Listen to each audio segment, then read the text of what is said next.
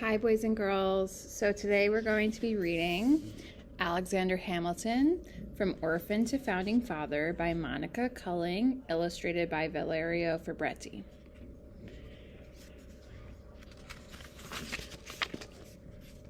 All hands on deck. A ship's crew rushed to put out a fire. Days later, the burned ship docked at Boston Harbor. Young Alexander Hamilton had been at sea for 3 weeks. He was restless and ready to start a new life. It was 1773. Alexander Hamilton was born in 1755 on Nevis, an island in the Caribbean. His father left when Alex was a boy. 3 years later, while living on St. Croix, Alex's mother died. Alex was now an orphan with nothing. Alex got work as a clerk in a company that traded with New England in America. He learned about money and business. When the boss placed him in charge for 6 months, Alex ran the company as though it were his own. He was only 14 years old.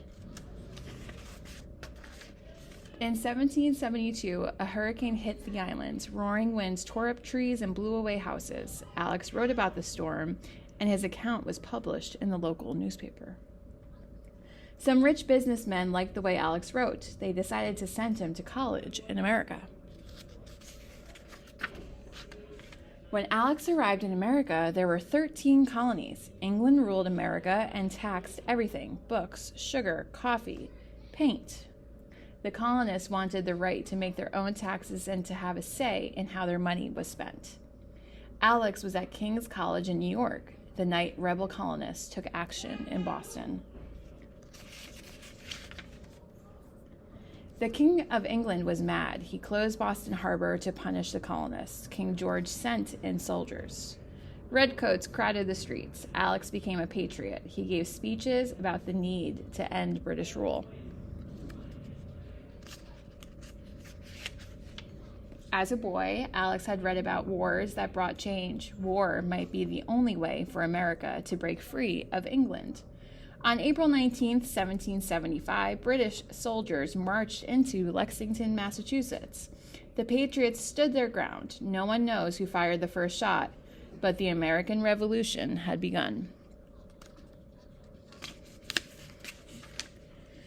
After college, Alex joined the Army. Captain Alexander Hamilton loved to drill his troops. Right flank, march.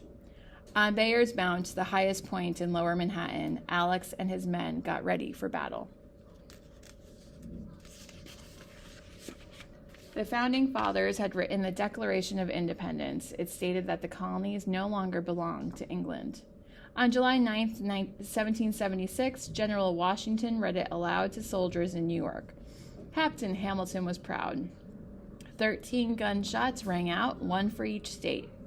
In New York Harbor, British battleships waited.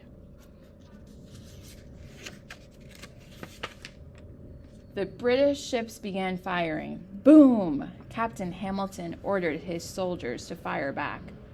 Boom! Hour after hour, cannons exploded. Smoke and noise choked the air. Captain Hamilton knew the British Navy was powerful. They had more guns and men than the Patriot Army. The British captured Brooklyn. General George Washington ordered people to leave the city. Washington had seen Captain Hamilton in action. He asked him to be his personal secretary. Hamilton had to think about it. He wanted to be in battle, but he could not refuse the great General Washington.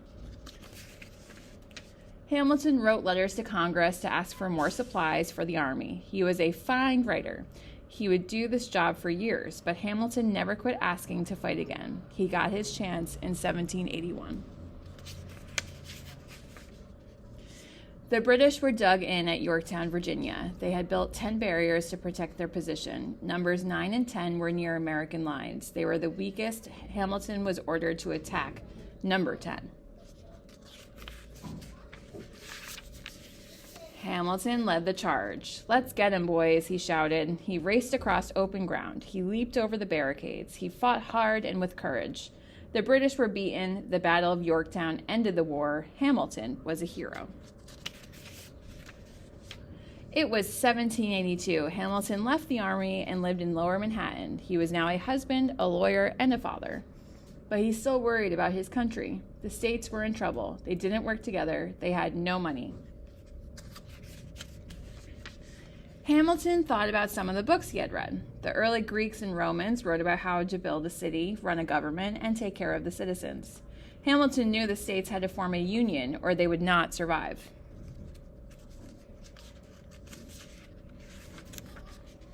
The states needed a set of laws. These laws would become the Constitution. Hamilton attended months of meetings in Philadelphia to work on the document.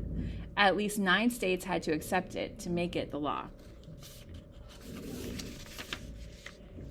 Hamilton wanted voters in New York State to understand the Constitution. He and 2 other men wrote many essays that were published in newspapers.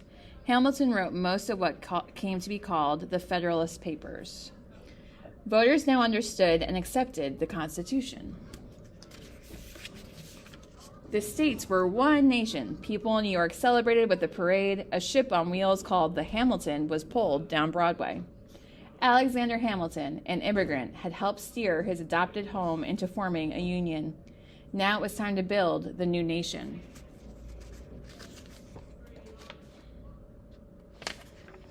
The United States of America needed a leader. The people chose General Washington to be the first president. President Washington chose Alexander Hamilton to be the Secretary of the Treasury. Hamilton was smart with money. He helped set up the first national bank with one national currency or money system.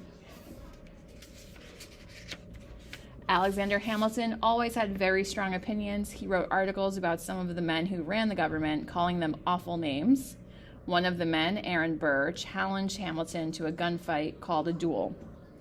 At dawn on July 11, 1804, in Weehawken, New Jersey, the pair stood face to face. Hamilton shot to miss, Burr shot to kill. Hamilton died the next day. Alexander Hamilton's life is a real rags to riches story. He came to America with nothing, but quickly found himself in the middle of making a new country. Hamilton's story is one of daring, hard work, and ideas. It still inspires us today. The end. Thank you for reading with me.